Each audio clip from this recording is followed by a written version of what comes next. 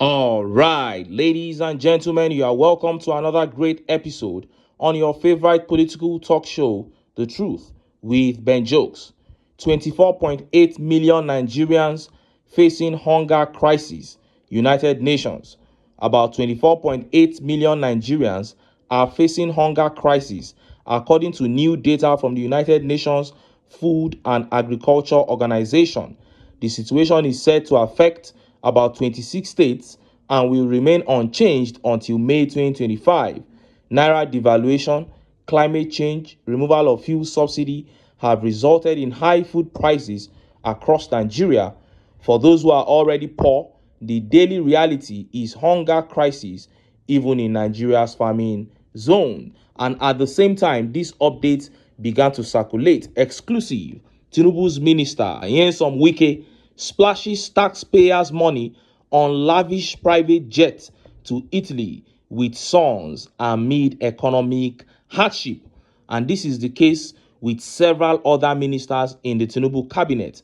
Even special advisors are flying jets from one state to another within Nigeria. But the people are being told to be patient with hunger, to be patient with lack of shelter, to be patient with killings and all manner of ills. And few hours ago, Peter Obi excited Nigerians when he mocked the Tinubu regime while sarcastically calling out Tinubu's failure with his usual statistical brilliance. And just as Nigerians were yet reacting to that update from the Senate President Godswill Akpabio on Senator NATASHA's sexual harassment claims began circulating. Akpabio issued a subtle threat to Nigerian women in his latest reaction to NATASHA's sexual harassment claims. And Nigerians began reacting. They said, are we now going from NATASHA to all Nigerian women? So the Nigerian Senate now wants to target the entire female population of this country because of the confessions of Senator NATASHA. Before I show you details of these top stories and how Nigerians reacted, let me quickly show you these videos. The first video here is a funny one. SDP's presidential candidate Chief Adebayo is angry that he is being accused of supporting the Tinubu regime. See the video. After I ran for election, I urge Nigerians, like I must do, that any government that is in power. No, it wasn't any government that was in power. Can you let me make my point? Specifically said the administration and the government of President Bola Ahmed. Read it to me. It wasn't. Three things. Let me tell you so that we don't waste time. One, when I was running against Tinubu, I ran against him effectively and I opposed him on every issue. When they said he won in the election, because we have signed a peace accord, I honored that peace accord and said, congratulations. Anybody wants to go to court, you can go to court. I look at the case, I don't see how I'm going to succeed in court, I left it, I'm a lawyer. Did you ask your supporters to support him? Never. You did? No, please, stop saying you did, you did that we are children. Bring it out, read it, where I said it. Okay, let me read it. So that with the I'll read the Daily Trust report now. Daily Trust report. Read it. I read it. I'll put it on there. Please, just listen, let him read. By rights advocate Shegun. What date? Said governance should start immediately after the winner of an election is announced.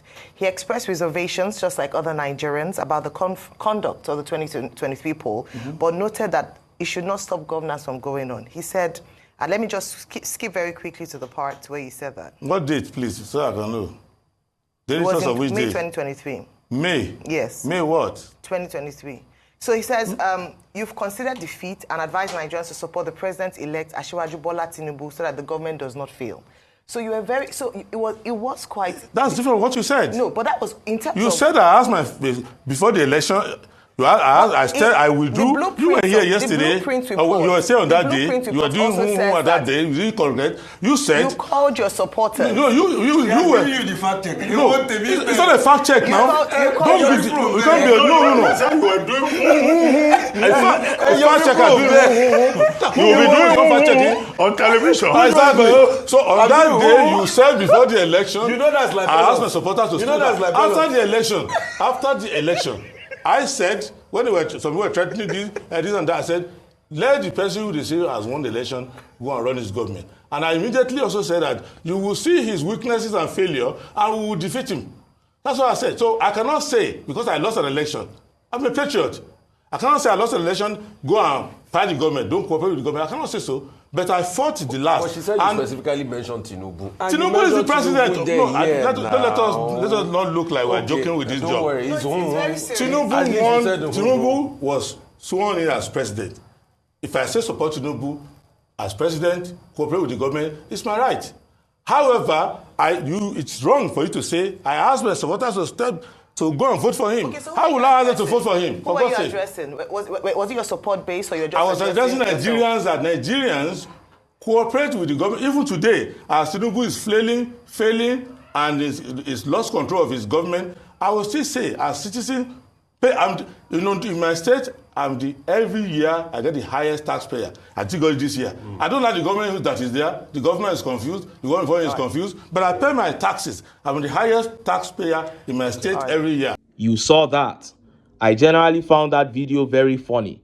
And it is just an indication of how much this administration has failed. Nobody with a brain wants to be associated with this regime.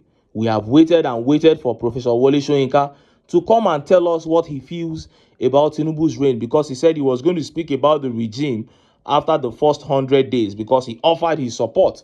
But now, Professor is nowhere to be found. Professor has absconded because no one wants to be associated with failure. But to be fair to the SDP man, I remember him clearly saying that Nigerians were going to understand the true meaning of suffering if they allowed a Tinubu presidency. I clearly remember him saying that before the election. So for me, I think he had done enough with that statement he made on national TV. The most important thing now is not even who said what. That is not the most important thing now. What we should be thinking about is how to get Tinubu and the APC out of power. Point blank, period. Next video here is from Chief Kola Ologbondiyan. He showed the rare angle of the recent vote of confidence passed on Senator Godswill Akpabio. See the video. Vote of confidence. I think Senator Akpabio, Senator Godswill Akpabio, the Senate President, will be the first President of the Senate that will have sequentially close to 3 or 4 vote of confidence in a space of less than 2 years. And I think that should be worrisome to himself, to the Senate as an institution, because the concept of vote of confidence, if you understudy it, it shows that there is crisis and the presiding officer needs to be protected or needs to be reassured that the floor is with him. That is why you talk about vote of confidence. So I think that the fact that vote of confidence has become a recurrent decimal in this particular Senate shows that there is no peace in the Senate. And if there is peace in the Senate, then it means that it could be the peace of the graveyard. Brilliant analysis there. Under the leadership of Senator Akpabio, 2 senators have faced suspension in less than 2 years, and that is happening for the first time since 1999. And then the vote of confidence every AK market day. Abba, you have not even spent 2 years on the seat, and they have passed about 3 to 4 vote of confidence on you. That means that your leadership is in question, because vote of confidence is something that they do when there is crisis. So if there is crisis everywhere, how can we say you are a good leader? But aside Akpabio, the entire Senate itself is a mess. Their duty is to check the executives, but they are slaves. They have become slaves to the executives. The last time we had anything that came close to being a decent Senate was during the time of Senate President Bukola Saraki. But we have found ourselves in a situation whereby even if Tinubu wants to take 100 loans today, Akpabio will approve. And it's such a disaster. Now, let us look at the top stories. First is that update from Peter Obi mocking the Tinubu administration, calling out its failure in his ever brilliant manner. And next is that update from Godswill Akpabio, which is more or less a threat to every Nigerian woman. Let's start by taking that update from Peter Obi. Look at how the papers reported it. Tinubu has done what he promised, met $1 at 400 naira and pushed it to 1,500. Peter Obi, former Labour Party presidential candidate in the 2023 general elections, Peter Obi has taken a swipe at Bola Tinubu's administration, praising him for fulfilling his promise to continue where former President Muhammadu Buhari left off. Speaking during a visit to Bauchi State Governor Bala Mohammed on Thursday, Obi criticized the state of Nigeria's economy, citing soaring inflation, currency depreciation, and rising cost of essential goods. He contrasted Nigeria's economic performance with that of Indonesia, highlighting how the Southeast Asian nation improved its GDP and per capita income over the past decade, while Nigeria's economic indicators declined. He said, Tinubu promised to continue where Buhari stopped. If you look at it, Buhari left the dollar at about 400 naira. Today, it is about 1,500 naira. Rice was about 40,000 naira. It is now over 100,000 naira. Fuel was about 300 naira. It is now over 1,000 naira. I can go on and on. Everything has doubled and tripled. So he has done exactly as he promised. In Indonesia, a president was sworn in about the same time as another one in Nigeria. 10 years later, Indonesia moved their GDP from $800 billion to $1.3 trillion and their per capita income from $3,000 to $5,000.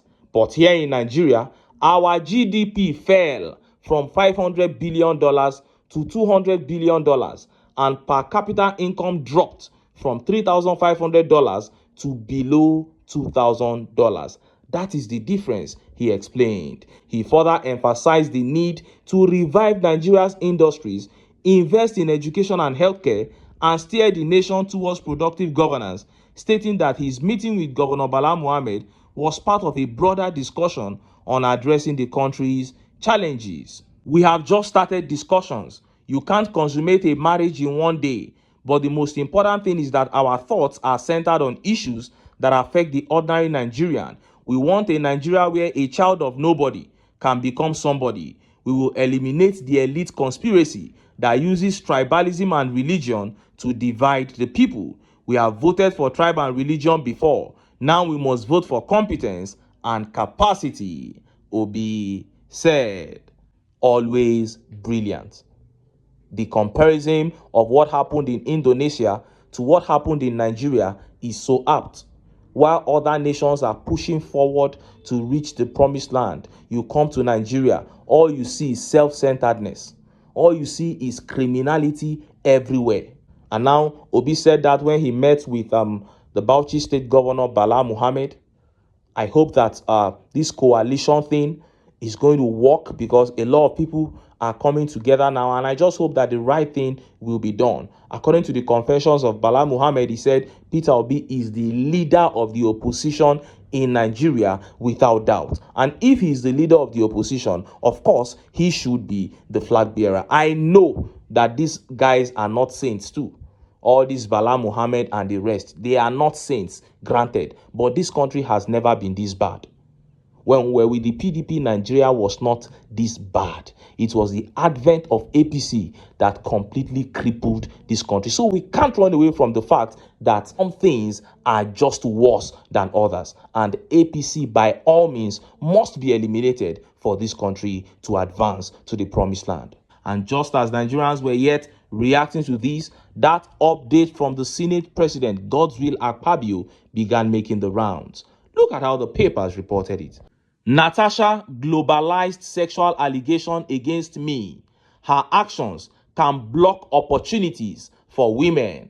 Akpabio. Senate President Godswill Akpabio on Thursday said Kogi Senator NATASHA Akpoti-Uduaghan took sexual allegations against him to the global stage, adding that such action can discourage women being appointed in key positions.